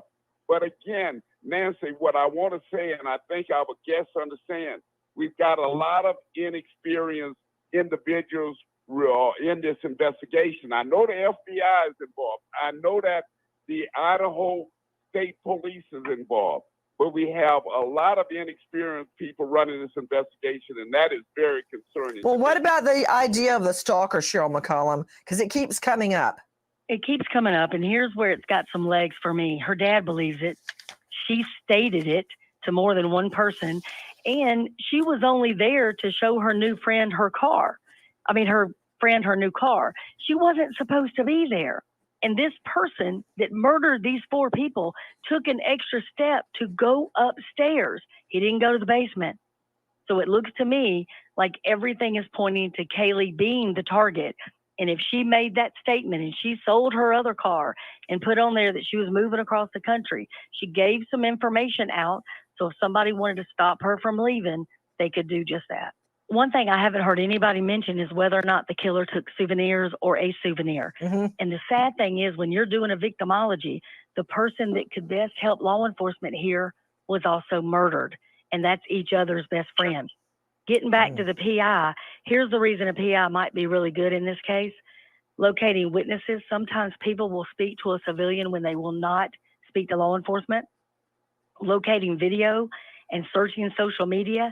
A 35-member department cannot tackle a quadruple homicide by themselves. I've got some of my guests talking out of both sides of their mouth because they're saying don't hire a PI, and they're saying there's not enough cops. And I want to follow up what Cheryl McCollum just said. Cheryl, you remember that big arson murder I tried right before I left the DA's office to go to Court TV. Oh, yes. That case was overwhelming. And then I found an incredible resource. It was the insurance company's private investigator. Correct. That guy had worked this case just as hard as the arson investigators. And he had a wealth of information that my investigators didn't have. Not because they were flat-footed or stupid or lazy. He just had additional resources they didn't have. And I got a treasure trove of information from that arson private investigator for the insurance company. So I say take all the info you can get. I hear somebody jumping in. Is it Dale or You Ted? just don't want to interfere. You don't want the private investigators to interfere with an already very, very complex case. That's the problem. And when you only have 35 members on a department, you can't devote an individual detective or officer to each of the families. That's I didn't ask for that. But what we're saying here is, look, right now we don't have any suspect, none. So that means that it could be someone close to the family. We don't know the answer to those questions. And your point is? You got to wait until the detectives who do have access to all of the information have an opportunity to analyze it. Well, you know what, Dale Carson? You can sit up in your ivory tower at your penthouse suite you've got there, meeting clients in your leather chair, blah, blah, blah. But these families are suffering, and unless the police speak to them and handle them with kid gloves and feed them enough information that they understand this case is on track, you're going to have them hiring PIs and spouting information on the airwaves because they don't know what else to do. They got their backs in a corner. I understand the frustration of the family, but the families are drinking not again. running a criminal investigation. What's in that I didn't say they were. They're not the victims. You got got the the victims. So as they're arguing, just think we've all kind of, as a creator, if there's any creators in here, I think we've all had our moment where we've been arguing with someone about this case or crying about this case or, just something I'll raise my hand. I mean, it got me, but it's just weird. It's kind of funny, in a way, it's humorous and almost in a way. Do you hear these guys, all these panel guests, arguing with each other because they're so passionate about the case, just like, people that are on YouTube are. The victims are They dead. get passionate as well. The victims are dead. And in order to get Nancy justice for doesn't them, everybody needs to quiet down and let the police do whatever work they can do. And to interfere with that, is Ted just Williams, insanity. you and Dale Carson. Bill is right, though, Nancy. You cannot, look, there are two aspects of this case. There is the catch the killer of killers, and the second aspect is the successful prosecution of the killer or killers. And what a private investigator at this stage could interfere with that process. And also think about it. The private investigator is not going to have access to the evidence. The police are not going to be talking and giving the private investigator information. Yeah. I do agree with everyone here that the family needs to be kept in the loop as best you can. Well, that is not happening. Okay, everybody pipe down. Karen Stark wants in. Karen, it better be profound. Go. It's just not happening. It doesn't make any sense. This is a mixed message that they're inexperienced. They don't know what they're doing, and yet we shouldn't have more people in trying to help them. Amen, out. sister. That doesn't make any sense. Wait a minute. You got the Idaho. You have the Idaho State Police involved. You got the FBI involved. I know. So I don't know why you're screaming. There's not enough cops. Need in there? So there are enough cops. What is the private investigator going to do that? I do not know. We'll let him figure that out because, like I just told you, exactly and please, help me out here, man. Throw me a bone. I can tell you exactly what a private investigator is going to do at this stage. He's going to jeopardize the entire investigation. Oh, dear Lord in heaven. Everything that law enforcement has done. Because Nancy, tell you. Yeah, but and there's you know one you've thing read a the private interviews, investigator. and Ron will tell you, you get one shot at these interviews, one shot. And Yeah, but there is something three a kinds of private investigators. investigator can do. There is something that they can do. What? And that's to create the nexus between law enforcement and the family. They can demonstrate to the family, here's the things that they are doing, and they don't even have to have the information. We as old private investigators know certain things are going to transpire. And if you communicate that to the family, then all of a sudden they're like, oh, okay, Jackie, then I won't I hate ask to her, do get on this, TV. but I'm going to have to cut everybody's mic. Cheryl McCollum, I just want to point out that on all the cases I prosecuted, I never had someone hire a family, victim's family, hire a private investigator. Absolutely. And you know nothing. why? Because I they do were know with why. me lockstep every Yes. bit of the way. And no, I did not give them the whole file. And that thought never even occurred to me to give them the whole file or to tell them everything. But if But they give had them asked something. me, I would have tried to tell them without jeopardizing the investigation. Or you would simply And that's why we love Nancy at the end of the day. You know what I mean? She's crazier and batshit crazy. But I love her. She's been on the TV at my house since I was little. I think I like the yelling. It soothes me. Just kidding. If she was in front of me, I'd be explain terrified. why I can't tell you. Exactly. That's easily explained. I But I'll tell you mean, something, Nancy. Again, you are talking about a small department and they are over their head. But I want to point out one more thing, not just private investigators, but law enforcement use CIs all the time. They use civilians. And the problem when you bring in the state confidential police, informants is what she's saying. and here's the thing, when you bring in the state police to a place like Moscow, they don't work that area. If this guy's in plain sight, which I believe he is, I believe he's a local, I believe he's right there, they don't know the rhythm of that community. Oh, hey, Cheryl, yes. Can you open up everybody's mic? Cheryl, got it. This is important, guys. Number one, the family says that cops are clearing people too quickly. Let's hear cut 105. This is Kelly's dad at Fox News. Alibis, just share the alibi. If you're not sharing an alibi, to me, it tells me that you're not 100% confident that it's going to stick, or you have somebody who's going to come forward and say, hey, I don't know what he told you or that person's alibi was, but I have this information. I have something. So if you don't share the alibi, it makes it a little bit harder for us to just let those go. And I've said it before, I don't want to make victims out of just bystanders and witnesses. So I just share those things, and that would help. They feel cops are clearing. What? Go. Don't go sharing alibis. No, you do not share alibis. None of these people I are agree with that. actually clear. They may be clearing these people if there's for a other reason. evidence that come in, they will continue to be suspects or people of interest. But it's driven by the evidence. You don't go to the family and tell the family this is what they said and he said and she said. That is not the way you conduct. I got to an agree with you on investigation. that, Ted Williams. Stephanie Pagonis, I was struck by a photo that my producer, Sydney, showed me the other day. It's a picture of Ethan, actually, the victim, Ethan, and he is sitting, Ethan Chapin, and he's sitting in the Sigma Chi house. And it's not just him, but he's sitting, and behind him is a window beside him. And right through the window, you can look directly into the murder house.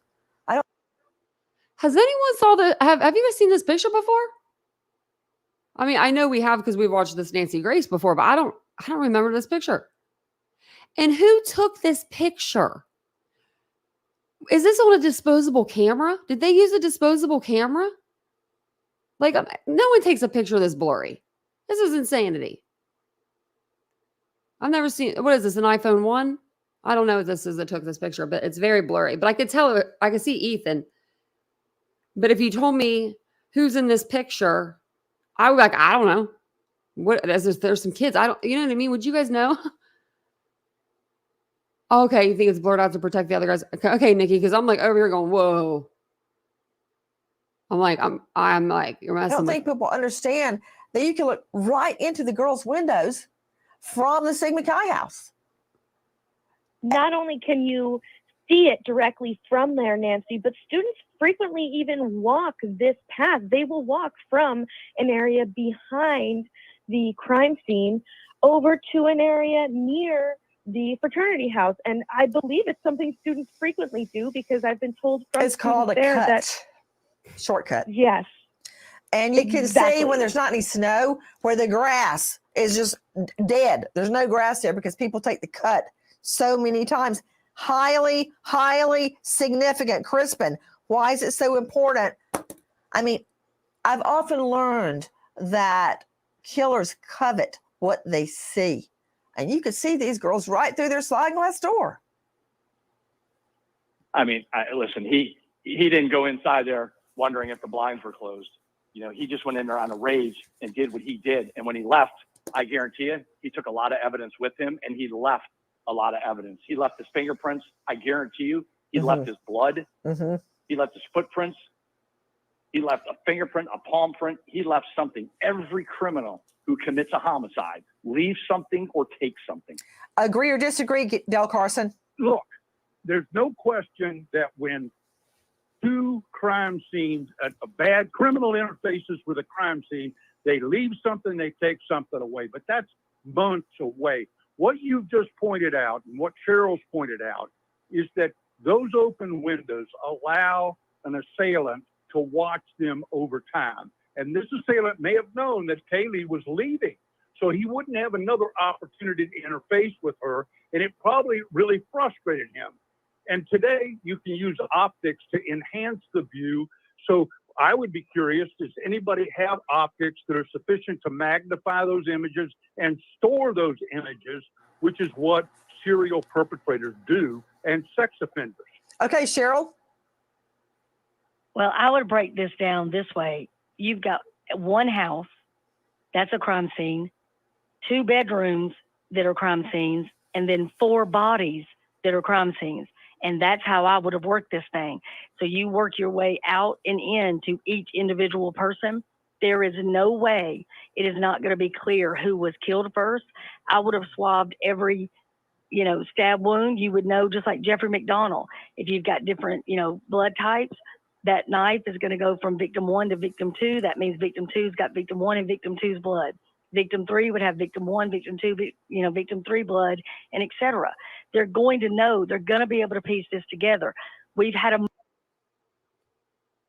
I'm not sure who said that in the chat. Was wondering if they would know, like who was unalive first.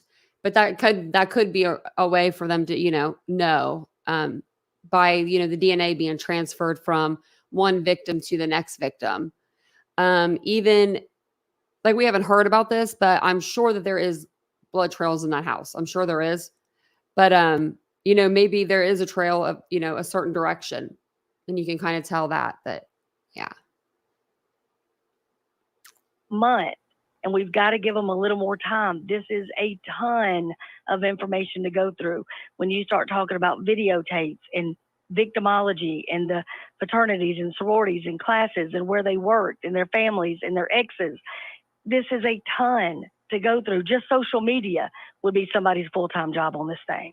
Karen Stark. I think that it's really important, as we keep saying, to have those families in touch with and know that it's being worked on, to find a way to communicate with them, because it does take time. Cheryl's right, and they need to know that this is something that's important, really important, like you said, Nancy. Ted Williams, final thought. I agree with both of your guests that we have to continue to look at this in a broad perspective. You've got to keep the parents engaged. There is always a possibility that the parents know something nugget about the killer. I still believe that the killer had been, killers, should we say, have been in that house before. I don't think this was the first time, their first rodeo in that house. And when I say rodeo, I'm not being, I'm very ever mindful that 4 college students died in that home, unfortunately. We wait as justice unfolds. Nancy Grace, Crime Story, signing off. Goodbye, friend.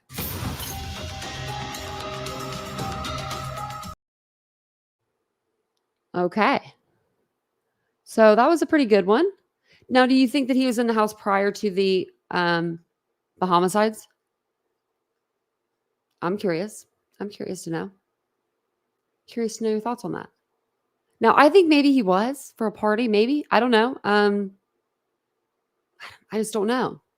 That's something that's like up in the air with me. You know what I mean? Because he did have a couple friends, one or two, in the area, and maybe they went to a party. Also, when, like the colleges in in Ohio, you walk down Ohio State University's campus on a nice summer evening or a fall evening when there's game going on or something, they will literally have their doors wide open and you can walk into their houses and they are not, especially if you're a girl, maybe a guy might be a little harder, but they're not even going to ask you what's going on. They're just going to assume you're there for the party. Like if you walk in, think like you belong there, then no one will probably question you. But I don't know if he has that kind of charisma, I guess you would say. I think maybe he parked and looked, yeah.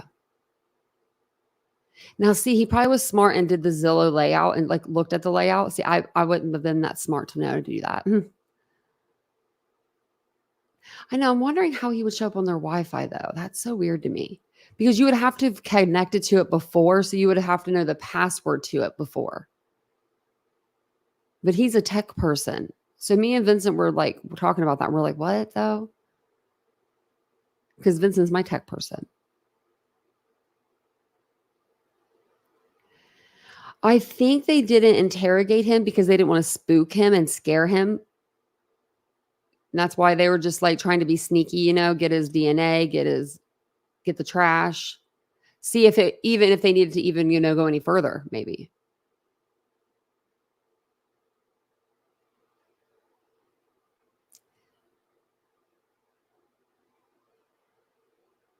Unless it's university Wi-Fi. Yeah, but they didn't live on the university campus. I don't think it would be.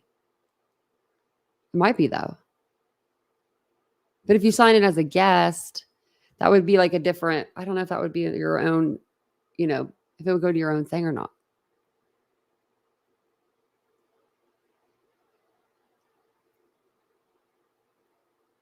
Me too, Steve. Normally I can tell a layout I can be in a house that's not even built. Vincent was like, well, how do you know? Because we walked in, his boss was building him $1 million home. And I'm like, oh my God, this house is going to be beautiful and had no walls. But my brother, my dad, my uncle, and my cousin, they all built homes. And my best friend's dad, they built beautiful homes. So I'm just, yeah, I've always been one of those people that likes to go in homes. I love the smell of new homes. Oh, the smell of just the new stuff, the construction. Now, I don't like the smell of Lowe's though, or anything like that. I can't stand the lumber. But I like the smell of a new home. You have guests log in on your Wi-Fi? That's a smart decision, Doodlebug. Be like, you ain't get my Wi-Fi password. Shoot, you just get on that guest Wi-Fi. No, that's what I mean. No, that's what I mean. The house was so unique. Ashley, that step would get me every damn time. Every time. Oh, and I found the picture of Kaylee's room where I thought it looks like her bed's turned down. Let me find it. And I zoomed in as much as I could. Let me put me out of here. But you can see right here where the bed looks like it's actually been turned down. Oops. I can't get any closer. I wish I could. But you can see the blanket. I don't know. I think she got out of that bed that night. I think she was in that bed. And she heard something. Maybe Maddie said her name. I don't know. Maybe she heard something. Brian Kohlberger coming up the steps. I don't know. But that's just what I think. And it's so lit up back here. I don't know if I would trust going in that way. I might go to the front. And one last thing. I wonder what the hell was in that trash. I wonder if I want to ask that. Can we get questions in at court? I just need to be somewhere for a press conference. I want to know what was in the trash. I'm just very curious. I want to know. It'll probably be something we never know. We never, ever know. I guess I put me there, put that small. Maybe she didn't make it from the night before. Maybe, yeah, but Usually if you like are, well, she wasn't really home that day. She was at the game and stuff. But normally, like, you know, if you're going to be in your bedroom, like hanging out that day, you like lounge in your bed would be more like messed up, you know, like the covers might be more in the middle. I don't know. It just literally looks like someone was sleeping in it and they just got up and they, like, I feel like if it was like during the day, she would have just took that blanket and put it back. I don't know. But that's why I think Murphy was shutting the door in that room. I think she got up, she heard something, she turned around, she put Murphy in the room. And that's maybe when she said, you know, I hear like someone's here, you know, something along those lines. Maybe it wasn't Xana, maybe it was her. And then that's when she turned around. She was talking to Murphy. You know how like you put your dog in a room, you kind of turn around and the dog's like, the door's here and you're like, bye puppy. And you're like closing the door behind you, looking at the dog. That's what I think she was doing. And then she turned around and she went into Maddie's room. Maybe she saw him through the crack in the door. Maybe the door was open. She saw him perfect view and she just ran and to go help Maddie. I don't know, but I think that's how it happened. So, and I have a video about that. I put it out, I think it's just January, February. I tried to get it out, but then like I kept forgetting to put it out. But I was like, I need to put this out because then I'll, you know, be able to go back and see if my hunch was correct. Her boyfriend has the dog now. Yes, Steve. And he's doing great. He has over 100,000 subscribers on Instagram. Let me check for you now that if I get on here, I'll probably go right to his page. Let's see. No, but it goes to Sherry, Frankie, and Madison Mogan. Okay, Instagram. Let me see if I can find him. Every time I look on his page, though, it's always so sad because he's always so cute. Like the pictures of him running and stuff are just like really cute. How do you search? There we go. There he is. He has 111,000 followers. Oh my goodness. Look at him. Look at that picture of him right there. Oh, Kaylee be so proud of him and so happy. Oh, there she is with him. There's Madison. This one of him running. Oh my God, that gets me every time. Beautiful pictures though. They go camping together. They hang out. That's when he was a puppy. Or she was a puppy. You know, he's a puppy. That's again when he was a puppy. That one is the one. That's the video. That's really cute. Oh, but yeah. This is the last picture that he posted. This was 3 weeks ago. Hitting the road, it says. Very cute. Very, very cute. I guess I didn't make it very big for you guys. Sorry. Should have made it bigger. You just looked at my face. Looking at my face instead. There you go. That's a little better. And if you guys weren't on our live last night, Olivia had a new baby girl and they posted pictures of Theodora and her name is Pepper. So I thought that was cute. We looked at those last night. Oh my gosh, 4 a.m. Well, we're about to get off here anyway, Crafty One. We're going to do the other part of so I was going to do the Megyn Kelly thing tonight, but I think we'll do that tomorrow. We'll just save it for tomorrow since we're already like 2 hours in. What you do one load of laundry and one dishwasher load. That sounds like me. Keep on top of it. My therapist gave me permission that I do not have to make my bed every day. I love making my bed. Makes me feel like I do something. You know, accomplished it. It's just I have to. I have to do it. I have to. You got new puppies? What kind? I love puppies. Listen to me. I'm like I need a dog. I need a dog. Like I don't need a dog. I need more clothes or something. Hey, Deborah. Oh, you got 5 people. Arlene, yeah. No, laundry's never done with me and Vincent. Like I do laundry every day. Yeah, she does. She has 2 babies. Here, I'll pull the pictures up because they're really cute. And they're just really cute. Like they were cuddling. Like they were, oh my lordy mercy. I showed them last night on the live because we like to look at the cute stuff. You know, we want to see the cute stuff. Okay. Oh my gosh, more cuteness overload. We got more. Look at Steve. Oh my God, Steve. That's so cute. Thank you, Micro Kimmy, for the $9.99 super chat. I really appreciate that. It says, I know a viewer from my past live was struggling to find new Suboxone provider. I have sources. I can help her. How can I connect with her? Oh, which person? From our last live?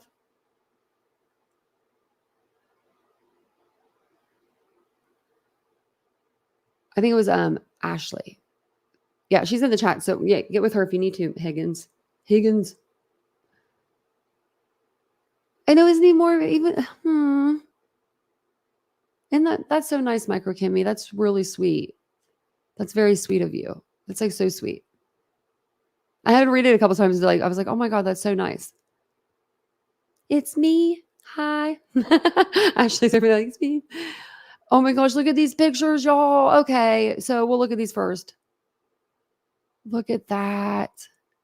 Look how small with the mittens on the hands. Oh my gosh. Oh my gosh. He is going to do everything to protect that little girl, you know? That's that look. Look at her little tongue is hanging out. Oh my God. Oh my goodness, her tongue's hanging out. That's cute. All those are so precious. Oh my Lordy. I love them. We'll put a oopsie. How do we love it? Oh, I don't know how to do it anymore. Okay, yeah, like there we go. I never get on here. Okay, so these are the ones I was going to show you. Like, look at these two. So that's Theodora. And then the new baby here, Pepper, Kaya or Kaya. I'm not sure. It's Kaya. We weren't even aware that Olivia was pregnant. We're like, how did she, what, when? You know? That's so sweet, Micro Kimmy. Me too. I mean, when that was giving me, Ashley, you're giving me a heart attack, I felt like. Because I just was so worried about you.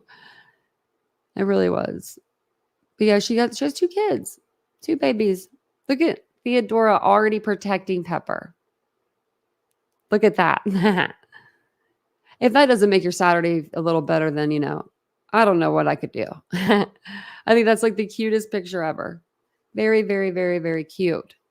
I wish them all like the health and happiness in the world. And I think that it's really, really ironic and very, very, very sweet that she has 2 baby girls that are just like so close in age. Oh man, it's going to be cute. Might be AR.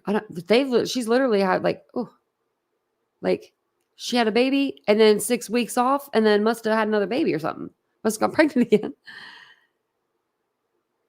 That's so funny though. Cindy missed all kinds of stuff.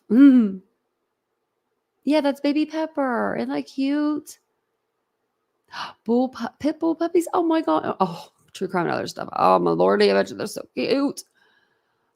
I bet they're so cute. That's what our girl Nookie used to breed. And I hit a picture today. I was looking for something for this live and it was a picture of her. I thought it was going to be a picture of like something else, Kaylee actually. And it was a picture of Nookie and her pups. I'm like, oh, I miss her. And then Vincent today saw a big cow picture. And like, I think he wanted to maybe get it to put it above the couch. He was like, look at this. Huh? Yes. I bet you like she probably just got right. Like, you know how some people get pregnant really easily after they have one? It's like bam, bam. They have like a couple. It's like in the water or something for them. Handful, yeah. Potty training. Oh yeah. You're potty training right now? Oh. I bet you they do not want to do that. I bet you they're like, we're cool. We'll just pee in the house. A basset hound. I offered her a cow instead, Ashley said. Basset hounds are cute. They're so cute. Actually, I might get this chair. And there was like this is like a $400 chair too. It's like one of those like chairs that kind of sit on the floor and it's like super loungy. I want something to like read and like I don't know, run like a reading nook. I'll probably never use this, but I want it. But they had a picture of a basset hound on it. And I was like, all sold. Sold. Basset hound's cute. ALR is that a cow? Well, you know, you gotta get what you gotta get. You know?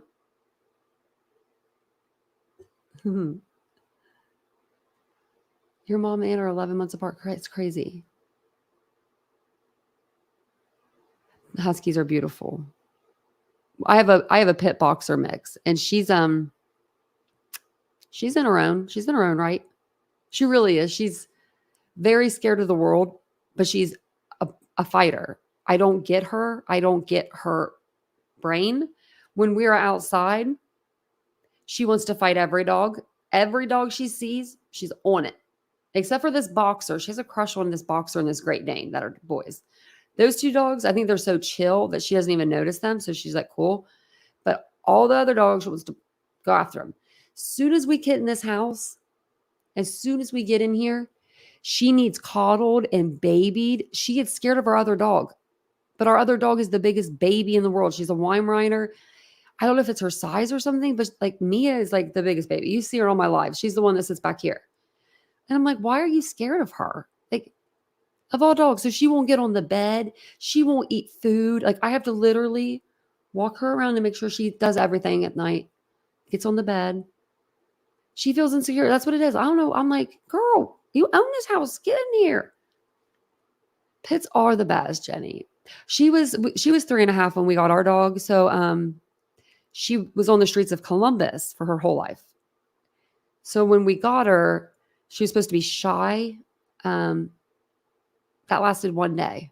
And then she bit a dog like a week later, 2 weeks later, I think. But the dog was coming after her. So I understand her why she did what she did. And it was coming around the back of me to me. Like, so I think she was trying to protect me. She didn't make it bleed or anything. It wasn't that bad of a bite. It was just like she just like lunged. But the lady was like so mad. Even though I gave her my number, I was like, call me like right now. So you like, I called him. So he had my number. And she was very guarded. That's what it was. This dog was like off of its leash. It wasn't supposed to be. I felt so bad for her. Like, because I knew it wasn't her fault. And like, she looked like she was like going, like she looked at me like I'm going back, like to the pound. So here I am at court for a dog. If anyone wants to look up my court history, a $250 fine. I'm like, as soon as I paid that, I came home and I gave her the biggest hug and kiss and I loved on her. And I was like, you're my dog now. You're it. You're there. We're best friends. We're besties now. But she's like seriously the best dog ever. She's so sweet. She's so sweet. She just is very protective. She needs a job to do, Micro Kimmy. You're right. She does need a job to do. She does. She'll follow me in here, but then she doesn't. She gets scared because it's like new. Like the floors are new. I'm like, why are you so scared? I just love her, my dog. And name it Pickle. That's so funny. Jan has a cat named Oreo, and I think that's the cutest name I've ever heard now. I really love it. Named Parrot and a very loud parrot. Oh, a very loud parrot. You have a very loud parrot. Oh, that's funny. My mom's friend used to have what are they called? Those really expensive ones, macaw, and it would talk. We let it out one day on accident, but it came back. Thank God.